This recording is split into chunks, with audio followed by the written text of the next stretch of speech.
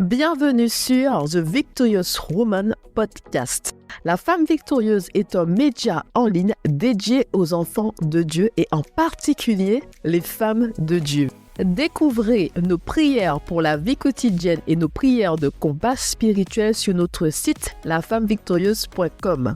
Et ne manquez pas de vous inscrire à nos cours en ligne sur des thèmes tels que comment faire fructifier son argent, l'identité et la puissance de la femme selon Dieu ou encore la confiance en soi inébranlable. Tout de suite, l'épisode du jour.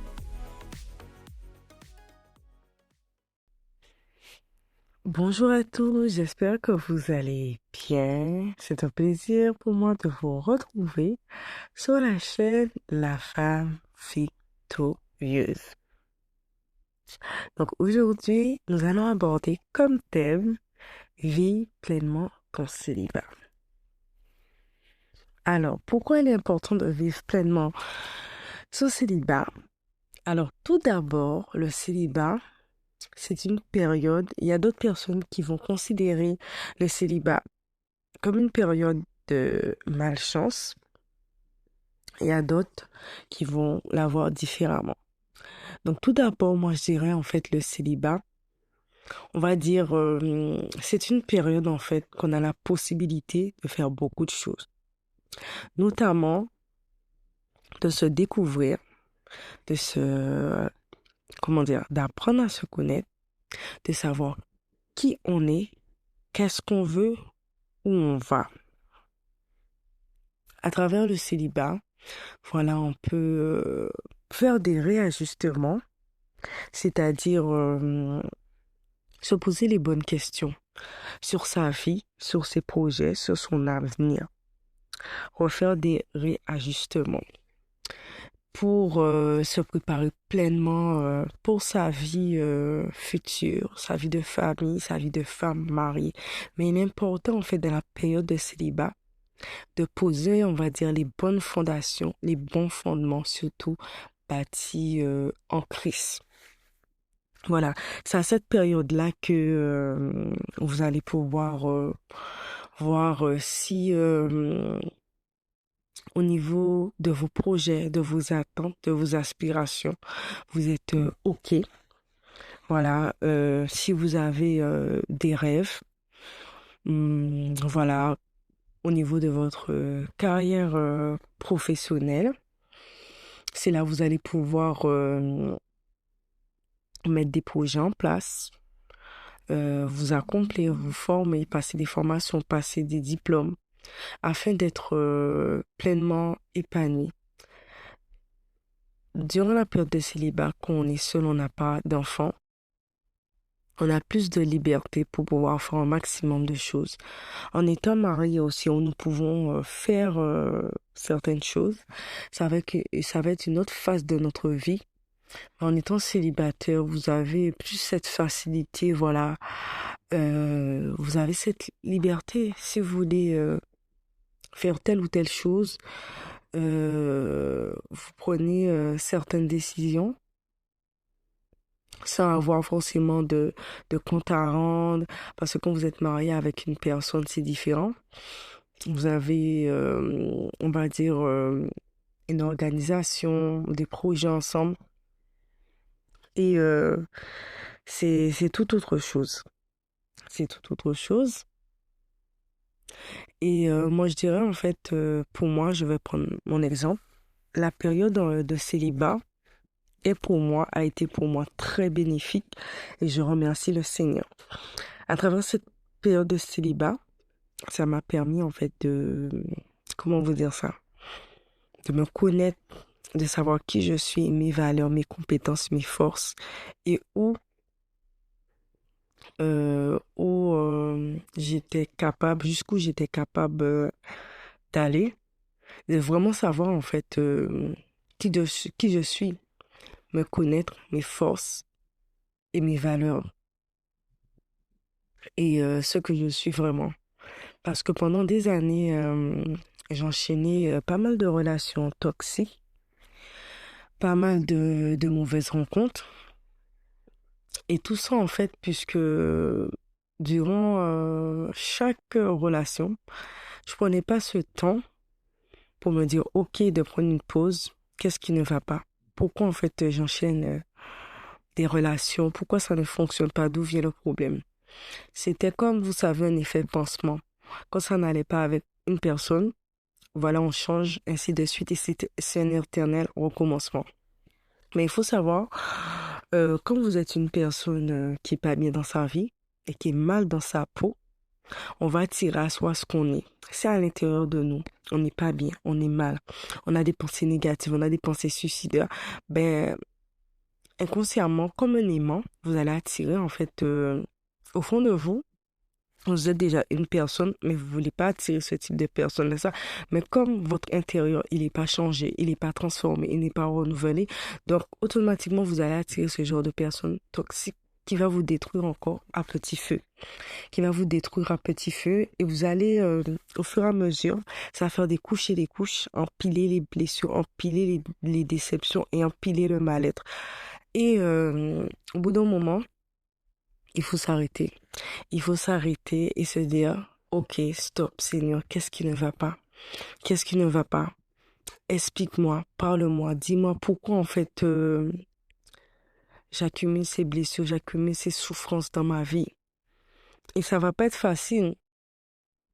C'est qu'au fur et à mesure, le Seigneur, il va vous parler, il va vous révéler des choses sur vous, sur vos comportements toxiques, la source d'où ça vient. Si ça vient de la famille, de votre enfance, de traumatisme, au début, ça va être difficile à accepter. Faudra accepter la réalité en face parce que tant qu'on va fuir le problème, on ne va pas l'accepter tôt ou tard, ça va nous exploser en pleine figure. Et les dégâts seront encore plus graves. Ça sera encore plus grave. Et, euh, et quand je me suis posée, le Seigneur m'a permis de prendre conscience qu'il y avait quelque chose qui n'allait pas, qu'il y avait quelque chose qui n'allait pas en moi, puisque j'étais blessée, j'étais brisée, et j'attirais à chaque fois ce genre de personnes qui me détruisaient et qui me faisaient devenir l'homme de moi-même. Et vous savoir que quand vous allez être dans ces relations toxiques, vous allez tomber sur une personne, en fait, il y aura un dominant dominé. Ce qui veut dire, il y aura une personne qui voudra toujours être à la tête, voudra vous dominer. Et cette personne-là, ça, elle est déjà blessée, elle est déjà aussi mal dans sa vie. Mais encore, elle va encore plus vous écraser, vous broyer. Et vous êtes encore détruit. Voilà, parce qu'une personne qui est blessée, elle blesse. Donc, il y aura cette personne-là, ça, qui va vous dominer, vous écraser et vous faire devenir l'ombre de vous-même. Et, euh, et voilà. Et au fur et à mesure que je faisais ce travail de guérison, de reconstruction, et voilà, le Seigneur m'a dirigé vers des personnes fantastiques, vers une merveilleuse coach, merveilleuse coach et tout qui m'a aidé et à devenir la meilleure version de moi-même. Il a mis aussi des personnes fantastiques, des merveilleuses personnes pour m'aider, pour me challenger, pour m'aider à prendre confiance en moi et surtout aussi à voir qui je suis vraiment. Et je ne suis pas ce que les gens disent de moi, je ne suis pas ce que j'ai vécu. C'est vraiment important. Je vous dirais, c'est tellement important que vous avez les bonnes personnes parce que imaginez-vous, quand vous êtes écrasé, piétiné par la vie, vous êtes, euh, vous êtes par terre. Et si vous n'avez pas ces personnes, ces leaders qui vont vous dire, mais non, t'inquiète pas, je crois en toi, je vois la lumière en toi.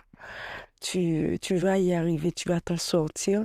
Mais si vous êtes entouré que des personnes négatives, des personnes toxiques, des personnes qui sont là, mais juste pour profiter de vous, vous n'allez jamais pouvoir manifester la lumière, la créature magnifique que vous êtes. Et c'est ce que Dieu a fait. Il a mis ces belles personnes autour de moi pour me dire non. Écoute, Vélis, t'as vécu ça. T'as vécu tel traumatisme, t'as fait tel mal et tout. Mais non, tu vaux mieux que ça. Voilà, t'es une bonne personne, t'es quelqu'un de bien. Et, euh, et franchement, je me rappelle quand j'entendais ces mots réconfortants. Tu es quelqu'un de bien, t'es une bonne personne. Je te fais confiance. Ça m'a vraiment touchée puisque vous savez, quand vous avez toujours été entouré de personnes, que ce soit amis ou autres, qui vous écrasent, qui vous piétinent, qui veulent avoir le dessus sur vous, et vous avez, à force, en fait, vous voyez que des aspects négatifs de vous, même s'il y avait des points positifs, vous les voyez même pas. Et au fur et à mesure, voilà, j'ai dû affronter toutes ces réalités, ma vie, mon passé, tout ce que j'avais vécu qui avait eu un impact sur ma vie et qui faisait que même si qu'il y avait une bonne personne qui aurait pu venir à moi, mais le fait que j'allais tellement pas bien et mal dans ma vie, ça faisait fuir ces personnes et j'attirais tout ce que je ne voulais pas, tout ce que je ne voulais pas. Et au fur et à mesure, avec ce travail de déconstruction, je me sentais plus libre, je me sentais plus légère, je me sentais mieux dans ma tête et j'arrivais à imposer des limites, surtout qui était acceptable, qui n'est pas acceptable. Mais quand vous avez tous ces problèmes de rejet, de tristesse, pas assez difficiles, c'est comme si des fois, en fait, pour certaines personnes, on n'a pas de limite. On va tout accepter par peur d'être seul, par peur d'être abandonné, par peur d'être rejeté. Et le plus souvent, toutes ces choses de rejet, l'esprit de rejet, ça vient de, ça vient, euh, ça vient de l'abandon, le fait qu'on n'a pas eu de père, le fait qu'on se sent mal aimé, tout ça, le rejet, et ça crée de la dépendance affective. Et du coup, ben, on va accepter tout et n'importe quoi, on va pas connaître ses limites, on va pas connaître ses valeurs, et on va laisser n'importe qui rentrer dans sa vie. Et donc voilà, on va accepter tout, on va dire amen à tout, on va pas savoir s'imposer et mettre des limites saines. Et d'autres personnes, elles vont développer des caractères agressifs, elles vont se forger une carapace et elles vont toujours vouloir avoir le contrôle, le dessus sur la personne, voilà, sur toute chose. Et, euh, et pour moi, en fait, durant toute cette période de reconstruction, ça a été comme, comment je dirais-je, comme ouais, voilà le mot, une désintoxication. Comme si on était en train de vous purger, on était en train de vous nettoyer de l'intérieur et de l'extérieur de tout ce qui avait pollué votre vie depuis l'enfance, tout ce que vous avez vu et entendu. Parce que tout ce qu'en fait on entend et on voit, ça nourrit notre âme, ça nourrit notre esprit, ça nous façonne et ça nous détermine qui on sera. Si on a eu l'habitude d'entendre et de voir des choses néfastes, des paroles qui sont pas valorisantes et encourageantes, ben on va grandir avec le manque de confiance en soi. Et si on n'a pas eu des parents, un père absent, ben on n'a pas eu des parents aimants qui étaient là à nous encourager, nous challenger, mais qui étaient plutôt agressifs, qui n'avaient pas de communication, ben voilà, donc tout ça, ça va créer aussi un enfant agressif, un enfant qui ne communique pas. Et on ne peut pas donner ce qu'on n'a pas.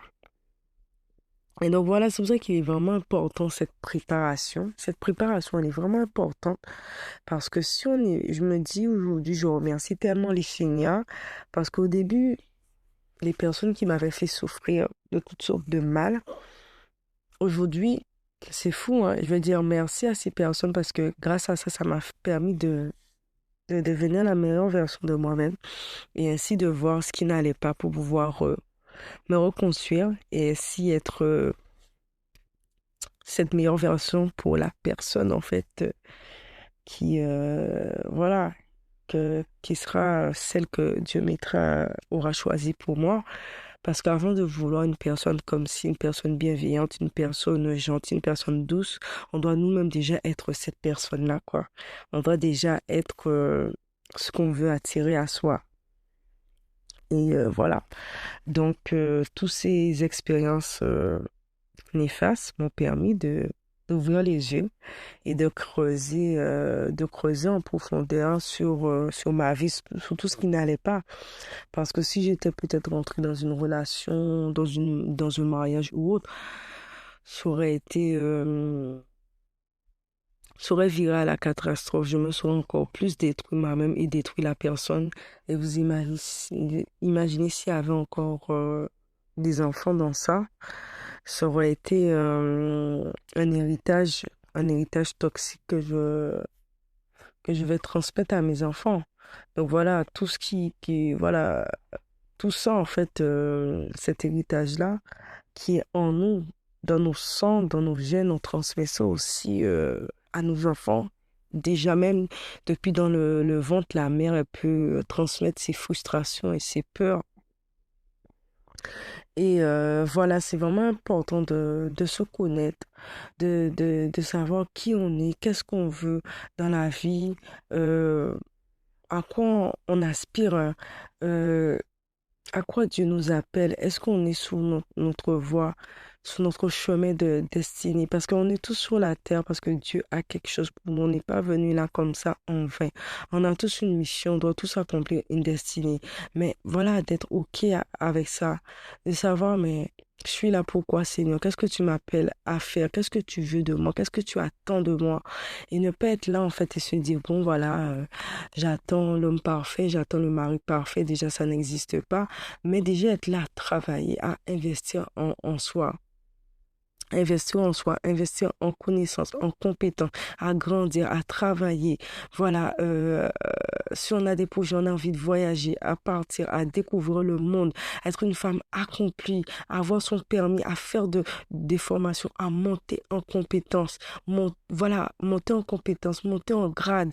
Voilà, dans la vie, on ne doit pas être là à se dire, bon, voilà, j'ai atteint une certaine limite, mais on doit chaque fois constamment chercher à devenir meilleur, à apprendre de nouvelles choses, à grandir, à faire son cerveau évoluer en fait, à faire travailler son cerveau, travailler sa mémoire, acquérir de la connaissance. Et c'est ça, à se sentir bien dans sa peau, parce que si vous êtes là et vous attendez que vous êtes avec quelqu'un ou la personne et vous dire que oui, quand je serai avec cette personne-là, ça, j'aurai ci, j'aurai ça, je ferai ça. Non, vous allez être malheureuse, vous allez être déprimée, vous allez voir peut-être que cette personne-là, ça, elle va pas vous apporter ce que vous souhaitez parce que c'est déjà vous, en fait, à travailler pour être ce que vous avez envie d'être. Et puis quand vous allez être avec la personne, vous allez être complémentaire, en fait.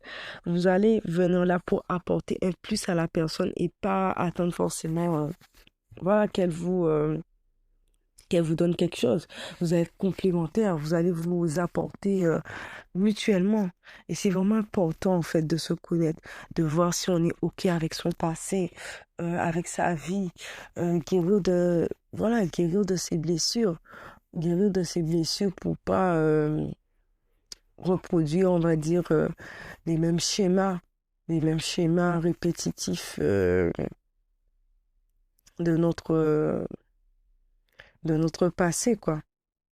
Donc, vraiment, je vous encourage vraiment à faire ce travail, à vous examiner, à apprendre à vous connaître et à faire un point sur votre vie, sur votre passé. Si vous voyez par exemple des choses qui se sont peut-être répétées dans votre vie, dans votre famille, et voilà, cherchez la cause, cherchez la source.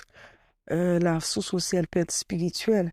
Demandez au Seigneur de vous révéler les choses afin de prier pour pouvoir briser les mauvais liens générationnels, le mauvais héritage que nos parents ont laissé. Voilà, nos parents peut-être, ils n'ont pas pu faire certaines choses, ils ont fait du mieux qu'ils ont pu, mais nous devons chercher à être meilleurs pour nos enfants et à ne pas traîner un bagage spirituel. Parce que vous savez, quand vous allez vous mettre avec une personne, voilà, vous allez ne former plus qu'un. Et si vous avez peut-être un mauvais bagage spirituel, voilà, donc tout ça aussi, la personne, elle vient avec son bagage, vous venez avec votre bagage, vous d'abord en fait traiter tout ça, tout ce qui est le côté aussi spirituel qui ne va pas, le mauvais héritage, les mauvaises choses que peut-être nos parents ont fait et qui nous suivent aujourd'hui, faut vraiment prier pour que Dieu puisse détruire tout ça, quoi.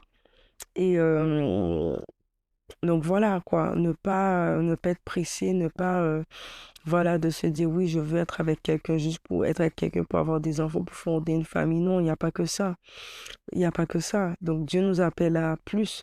Dieu, il y a une mission attachée avec la personne avec qui on va faire sa vie.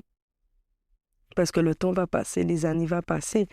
Et voilà, il faudra continuer à toujours aimer, décider d'aimer cette personne. Voilà, décider peu importe ce qui va se passer, les bons et les mauvais moments, mais voilà, avoir cette responsabilité et de se dire, oui, je suis avec cette personne pour le meilleur et pour le pire. La personne avec les années, les mois va changer. Il y aura des moments difficiles, il y aura plusieurs épreuves dans la vie. Et c'est là, en fait, qu'il faudra tenir ferme et ne pas fuir. Mais ce qui va nous aider à tenir face à ça, c'est vraiment en fait avec le Seigneur, avec Christ. Parce que déjà, en fait, on aura déjà cet attachement avec le Seigneur, cette communion avec le Seigneur, de se dire que quand quelque chose ne va pas avec cette personne-là, ok, ça ne va pas et je vais me mettre là, je vais prier pour elle, je vais intercéder pour elle, mais ne pas se mettre à aggraver les choses, à envenimer les choses.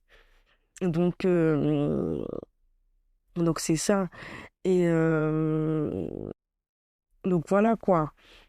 Donc, c'est toutes ces choses qui sont importantes vraiment à prendre en compte, à vivre pleinement son célibat pour pouvoir rentrer dans une vie maritale épanouie. Parce que quand vous êtes célibataire, vous pouvez vous dire, je vais me lever à l'heure que je veux, je vais manger ce que je veux, je vais sortir, je vais aller où je veux. Mais quand vous êtes marié, vous êtes avec quelqu'un, vous ne pouvez plus vivre pour vous seul. Vous avez en fait des responsabilités, des comptes à rendre à une personne. Et c'est là, c'est important. Vous ne pouvez plus vivre pour vous-même. Voilà. Donc, tout ça, en fait, ce travail-là, il est important de le faire. Parce que quand aussi vous avez pas eu un bon schéma paternel ou maternel, un homme n'a pas appris à aimer une femme, ben, il ne saura pas comment aimer sa compagne. Donc, il y a tout ce travail-là, ça qu'il faut faire. Parce que voilà, en général, un homme qui a une mauvaise figure maternelle, mais consciemment, il aura des mauvais comportements avec une femme, il ne sera pas fidèle et tout, parce qu'il n'a pas eu cette figure maternelle, cet amour, cette bienveillance. Et ainsi aussi va pour l'homme. Quand l'homme n'a pas eu cette figure paternelle bienveillante, la manifestation de cet amour, ben il va mal se comporter avec une femme. Il ne saura pas aimer une femme, donner à la femme l'amour qu'elle va recevoir parce que il n'a pas vu son père faire. Il n'a pas été dans cet environnement-là, ça, mais il a été dans un environnement, c'était les coups, les cris. Et voilà, donc il faut être OK avec tout ça. Il faut profiter de son célibat, vivre pleinement de son célibat parce qu'il y a des personnes qu'aujourd'hui, qui sont mariées, qui ont une famille et qui rêveraient, qui se disent, oh, je me rappelle autant quand j'étais célibataire, j'étais seule, je pouvais manger, dormir, faire ce que je veux, aller où je veux. Et maintenant, non, c'est plus ça. Vous vivez à deux, vous avez des enfants, vous devez tout faire, voilà, ensemble. Donc, profitez pleinement. Et voilà, dans la vie, il y a une saison, chaque chose est différente. Donc, c'est ça. Donc, profitez de chaque période, profitez du célibat, profitez du mariage, profitez des différentes saisons de la vie. Ne pas voir ça comme une fatalité. Donc, voilà qu'on sera prêt physiquement, spirituellement. Le Seigneur, au moment opportun, il enverra cette personne-là. Mais on doit être prêt, on doit être préparé parce qu'il ne va pas nous donner quelque chose qu'on ne pourra pas gérer et qui va nous détruire, qui va nous détruire par la suite. Donc déjà commencer cette préparation physique, cette préparation spirituelle, mentale, vous voyez, pour quand le jour J, ben, qu'on est prêt, que cette personne-là, ça aussi, elle est prête. Priez aussi pour cette personne-là, ça, même si que elle est pas encore là. Priez pour elle. Priez aussi pour les projets que vous avez ensemble, que vous avez envie voilà, de faire ensemble ce que vous avez envie d'accomplir. Voilà, vous soumettez ça. Vous soumettez ça au pied de Dieu. Vous faites, voilà, une liste. Vous priez dessus. Oui, voilà, Seigneur. Voilà ma liste, c'est tout. Je te soumets ma liste, c'est tout. Voilà, vous priez selon vos désirs, selon vos cœurs. Et après, le Seigneur, il sait ce qui est bon, ce qui est mieux pour nous. Et donc voilà, donc c'était un peu mon petit, on va dire, mon message pour vous encourager, voilà. Donc ne pas vivre cette période comme une fatalité, comme une tristesse, mais c'est vraiment la période en fait pour être pleinement accompli, être bien dans votre peau, bien dans votre tête, faire des réajustements et voilà, faire tout ce que vous avez envie de faire, vous pouvez faire.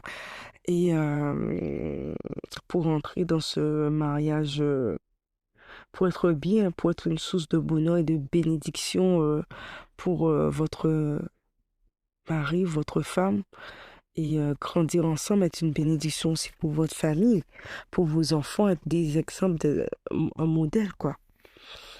Et donc voilà, parce que la personne que vous allez fréquenter aussi, elle doit vous aider à être la meilleure version de vous-même. Elle doit vous tirer vers le haut. Elle doit, comment dire, elle doit vous challenger, quoi. Elle doit vous aider à être meilleur et vice-versa. Donc, tous ces points qu'il faut vraiment travailler, quoi. Il faut vraiment travailler, regarder, voilà, dans mon comportement, dans mon caractère, dans ma façon de penser, d'être et tout. Voilà, est-ce que ma façon de parler, ma façon de me comporter, que j'ai encore des comportements d'agressivité, de manque de patience, de manque de maîtrise de soi, voilà, est-ce qu'il y a aussi, par exemple, des choses, voilà, quoi. Est-ce que je suis une femme, je sais tenir une maison, j'arrive, à gérer mes finances. Tout ça, c'est des choses qui sont importantes, qui peuvent créer des problèmes aussi dans le foyer, la mauvaise gestion des finances, voilà. Toutes ces choses qu'il faut être OK avec, quoi. Comment gérer ses finances, comment gérer une maison, est-ce que, voilà, je prends soin de moi. Et donc, c'est toutes ces choses, c'est que moi, quand le Seigneur faisait le travail de reconstruction, il m'a fait comprendre que j'avais un gros problème avec mes finances.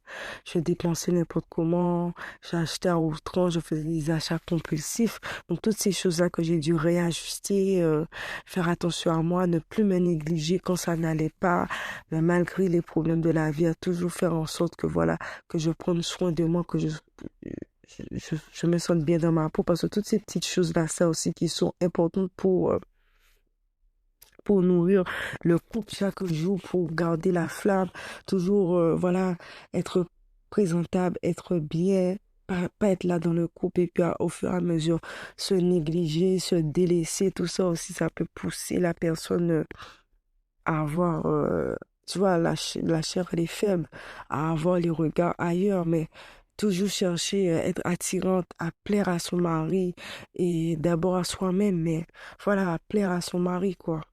Donc, toutes ces choses-là, voilà, à prendre en compte. Parce que c'est vrai, on dit oui, voilà, je veux quelqu'un, je veux un mari, mais en ce moment-là, ça, comment on est? Est-ce qu'on se néglige? Est-ce qu'on prend soin de soi? Est-ce que, voilà, on est belle, on est coquette et tout ça, tout ça, c'est des petites choses qui sont importantes. Est-ce que je sais tenir une maison? Je sais gérer une maison? Est-ce que je me débrouille, voilà, dans la cuisine? Parce que, qui dit être avec une personne, on va pas tout le temps manger dehors, même si on a les moyens, on peut se faire plaisir. Mais voilà, faut quand même connaître le minimum, le b.a.-ba, quoi. De tenir une maison, de tenir un foyer, quoi. Voilà. Parce que la femme, elle doit respecter son mari, elle doit être soumise à son mari. Et l'homme, il doit aimer la femme comme Christ a aimé l'Église. Donc nous retrouvons ce passage dans Éphésiens. Donc, vous voyez, donc toutes ces choses-là sont importantes, sont importantes pour que le couple puisse aller au mieux, quoi. Aller au mieux. Et donc, voilà. Et aussi, j'aimerais aussi parler d'un dernier point. C'est que quand vous êtes célibataire, c'est vrai que dans la société, ils ont toujours tendance à pousser les gens, oui, il faut être avec quelqu'un, il faut se mettre en couple, il faut sortir, il faut coucher, parce que la société est tellement hypersexualité. C'est vrai que ça, je le redisais précédemment dans mes anciens podcasts, c'est que quand vous fréquentez une personne, vous vous unissez à la personne spirituellement et elle aussi. Donc, si la personne, elle a des mauvais liens, des mauvais esprits, mais vous récupérez tout ça. Et c'est vrai que vous allez entendre les personnes dire oui, les mauvais liens, les esprits, les liens d'âme. Moi, c'est des choses que j'ai vécues, que j'ai expérimentées. Parce que chaque personne que vous fréquentez, vous côtoyez, vous couchez avec elle, spirituellement, elle peut vous voler vos énergies, vos chances, votre étoile, vos bénédictions. Et si elle a des malédictions, ben, elle vous transmet cela. Et quand je faisais ce travail de reconstruction, je venais au Seigneur, je me sentais déjà tellement lourd spirituellement. Parce que notamment, j'ai un bagage spirituel avec ma famille assez compliqué. Mais quand j'ai fréquenté toutes ces personnes-là, par rapport au fait que, voilà, je cherchais désespérément cet amour d'un père que je n'avais pas. Et je me connaissais pas, je m'appréciais pas. Donc, je emmagasinais les relations, ben, j'ai récupéré un bagage spirituel terrible. Donc, des fois, j'étais là, j'étais tourmentée. La nuit, j'arrivais pas à dormir, je persécutais et violée durant la nuit par des esprits. Et c'était terrible. Donc, c'était terrible et tout. Donc, vous voyez, donc, vous ramassez toutes ces choses mauvaises que la personne est là, qu'elle a hérité de ses parents. Parce que comme dans le monde physique, quand vous êtes malade, vous avez un problème, on vous dit oui, est-ce que dans votre famille, il y a eu tel problème, il y a eu telle maladie et tout. Alors imaginez-vous aussi spirituellement, en fait, quand la personne, elle a fait des mauvaises choses, elle a des mauvaises énergies. Si dans sa famille, les personnes étaient très sujettes à être adultères, à être des trompeurs, à être, voilà, vous allez récupérer tout ça. Donc vraiment, c'est des choses qu'il faut pas jouer avec parce que moi, je savais pas. J'avais pas cette connaissance-là quand j'étais jeune. J'avais pas quelqu'un qui pouvait m'expliquer, me montrer toutes ces choses. Et j'en ai payé les frais, j'en ai beaucoup souffert. J'ai dû beaucoup prier, jeûner pour me libérer de ces choses, de ces mauvais esprits. Et encore, je continue à me battre parce que c'est pas facile. Parce que c'est pas facile parce qu'une fois quand ces choses-là, ça est parti, donc voilà, l'ennemi, le diable va toujours essayer de vous persécuter pour faire tomber, retourner dans le péché, dans la fornication, dans toutes ces choses, mais il faudra vous battre constamment, être pleinement dans la présence de Dieu, être pleinement à chercher Dieu pour ne pas tomber. Parce que si vous vous accrochez pas à Dieu et vous n'êtes pas des guerriers, des guerrières dans la prière, ben, ces choses-là, ça vont toujours avoir tendance à vouloir vous rattraper. C'est pas facile parce que la marche avec Dieu, la marche spirituelle, c'est un combat constant. C'est un combat constant. Et il faut tenir ferme. C'est seul le Seigneur qui nous donne la force de tenir à ce monde qui est hyper sexualisé et tout. Donc voilà, c'est vraiment ça, quoi. Donc moi, je me suis dit que si j'avais tous ces enseignements, ces conseils quand j'étais jeune, j'aurais pu éviter mais tellement de choses, tellement de malheurs, tellement éviter tellement de personnes malsaines, mauvaises. Voilà, quoi. Donc c'est ça. Préservez-vous, préservez votre corps. Votre corps est précieux en fait. Vous allez vivre dedans pendant un long moment. Donc préservez-le, que ce soit spirituellement, mentalement. Faites attention à vous. Prenez soin de vous. Mangez bien. Voilà. Faites des choses qui vous apportent du bien, qui vous amènent de la joie. Être bien entouré. Entouré des bonnes personnes, des personnes bienveillantes et positives qui vont vous tirer vers le bien, vers Dieu, pas vers le mal, pas à faire des choses compromettantes, aller coucher, fréquenter n'importe qui, enfin bref. Donc voilà, c'était mon message et je vous dis à très bientôt sur la chaîne La Femme Victorieuse. Merci d'être resté avec nous jusqu'à la fin. Nous espérons que cet épisode vous a édifié et encouragé dans votre marche avec Dieu. N'oubliez pas de visiter notre site pour découvrir nos cours en ligne tels que l'identité et la puissance de la femme selon Dieu, comment faire fructifier son argent ou encore la confiance en soi inébranlable. Si cet épisode vous a plu, partagez-le. À très bientôt pour un nouvel épisode.